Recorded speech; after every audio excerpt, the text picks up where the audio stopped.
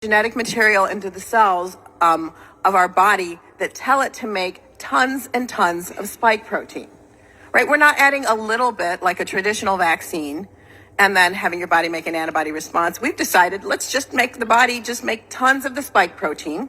And we know that the spike protein is toxic. The Ginsha lab at Georgetown showed the spike protein signals through the ACE2 receptor, which usually doesn't signal at all, and that leads to pulmonary hypertension. This is causing inflammation. Avolio and at the Bristol Medical Center in the UK showed that the spike protein severely disrupts the functions of cells that support the heart. Maybe it's just me, but I want my heart cells to work right.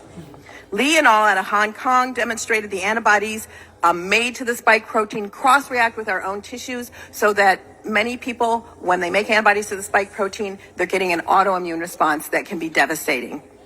I could go on and on and on. We know the spike protein is toxic. Why are we having our bodies make it? As an African-American scientist, I'm extremely troubled about this one-size-fits-all approach to vaccination and vaccine mandates. There is now a growing body of data showing that people of African descent respond more vigorously to vaccines containing RNA viruses and may need a lower dose. This is Gregory Poland's work out of the Mayo Clinic. And basically, he showed that they have both a higher innate and a higher humoral response. And in order for those vaccines to be safe, we're looking at something like the MMR with measles, mumps, and rubella, all RNA viruses. They may need a lower dose because the higher dose, when you activate your immune system, it becomes inflammatory. If you activate it too much, it becomes hyperinflammatory. If you lack vitamin D, with most African Americans are deficient in, you cannot shut down that inflammation. So this is something that we should have been looking at, and we're not looking at. We've decided to do one size fits all. Dr. Parks, just to keep it on track, and because we're going to get to the vaccines section okay, I'm sorry. in a little bit, but I want your comments just very briefly on African Americans and early treatment, your understanding as a scientist.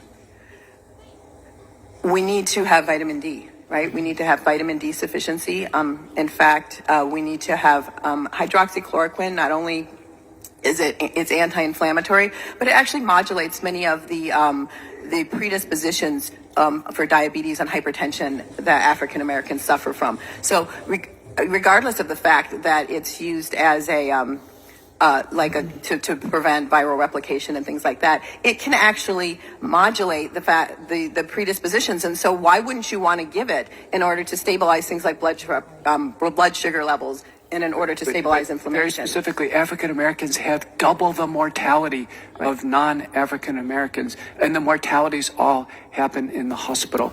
Are African Americans, are they denied early treatment in the community? Well, yes, they are. My dad just died. Right? He died Friday. Couldn't get a test, couldn't get monoclonal antibodies. We treated him at home. Unfortunately, we had an oxygen machine that didn't work. So his blood saturation went down to the point where he was incoherent. We called EMS. They said, your problem is your oxygen machine doesn't work. They put oxygen on him. He went to 98% saturation. We moved him to the hospital. He recovered all his cognitive functions. He was doing quite well. But he was no longer getting medications that reduce his inflammation. He was no longer getting medications that blocked the histamine response. He was no longer getting the medications that he needed, and he was no longer getting, lung steroids. And he just declined and declined and declined until he passed away on Friday. And I say he passed away from lack of appropriate care.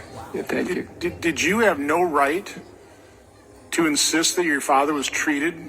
As a practicing physician, I'm not a physician. I'm a PhD. Oh, okay, I'm sorry. So, but you had no right as a family member. No, they said these are our protocols, and this is all we'll do. I mean, we asked for those things specifically. In my father's case, things went fairly quickly. First, they told us we'll send him home tomorrow with oxygen. Then they changed their story, and we asked for particular medications, and they said those weren't part of their protocol. They could not give them to us. Well, we are deeply sorry, and even more deeply sorry the fact that yours isn't the only story I've heard like that. I've heard countless stories. But Dr. McCullough. There may be 800,000 stories like this. I want to recognize Dr. Mary Bowden.